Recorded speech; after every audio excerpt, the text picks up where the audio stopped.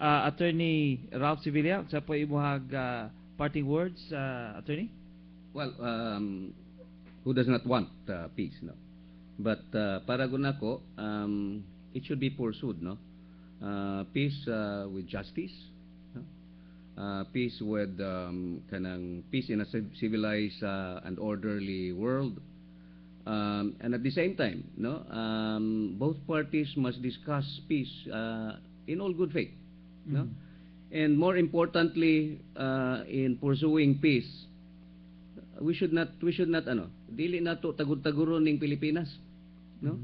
Kay ang kulbaan nako in this situation gyud karon, no? Which I share the opinion of the experts.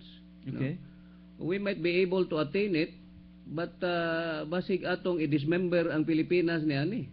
Kaya ang nakita nila is the eventual prospect of secession.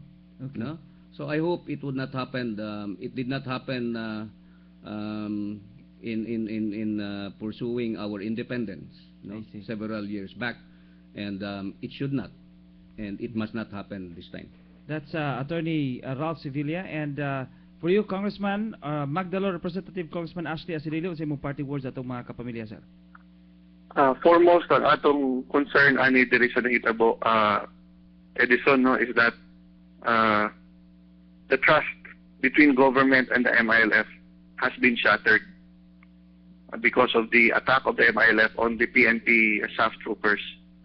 We must rebuild that confidence through concrete measures on the part of MILF as called for na akong gitawag ganina, panawagan ganina, that they return the firearms, equipment, uniform, and personal belongings of those who died. Ikaduha, that they surrender those perpetrators from the MILF who were responsible.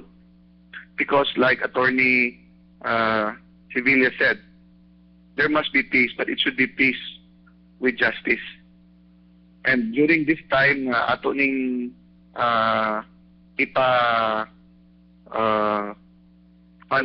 ipa-suspend ang deliberations, it will allow us time to ensure that the Bangsamoro Basic Law that we will be passing in Congress will not lead to secession and will not lead to dismemberment of the Republic.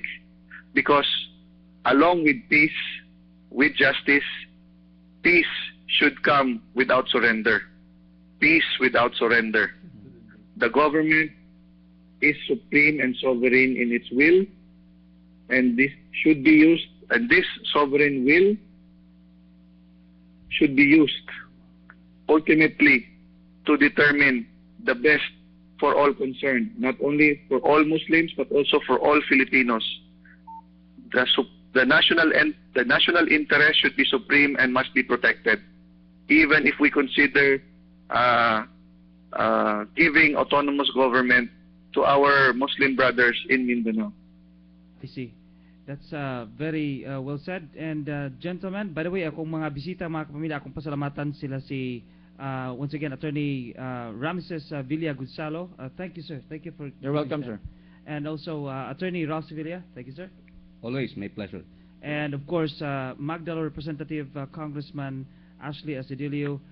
Gentlemen, thank you so much. You guys have a good day. Thank you. Thank you, sir. Likewise. Thank you, Edison, and good morning to our lawyers and sa atong mga tagpaminaw. Okay. Good morning. Okay, ato nadungog mga kapamilya si Congressman Ashley Asidilio, o what we have presented mga kapamilya are those things as much as we could. We want to present every side of it, and we trust in the judgment of our listeners ug ato ang mga kaigsuonan. Do we want an all-out war? You think about it. Do you want to continue this kind of thing?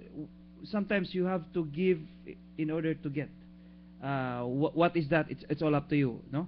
My parting words, mga kapamilya, I would say nakataya karon ang sovereignty sa Pilipinas. Are we willing to give up a limb to save the whole body? Are we willing to do that? That would require a lot of thinking. In the meantime, do na tayo daghang problema sa ato ang policies karon mga kapamilya, but these policies could not go to the highway kung dunay mga butang nga makasambol sa atong pananaw. But like I said, I believe in the Filipino spirit. I still believe that we will get through this, and I believe that we will all prevail. With that, daghan kayong salamat mga kapamilya. Ako ang inyong host, Edison de los Angeles. My respect to the fallen 44, my respect to the soldiers, people in uniform, law enforcement, my respect, and please, ang katong mga wa ni respeto sa ilang uniforme, pagunahuna na moron, paghinuktok na moron, dunay nga matay nga nagpatuman sa balaod, dunay sa uban nga nagtago sa balaod ni gamit sa ilang uniforme aron sa pagpangabuso. Hinaut unta nga kana kapaubsan o kana unta magpabilin sa alimpatakan sa atuang mga kaigsoonang naa sa uniforme.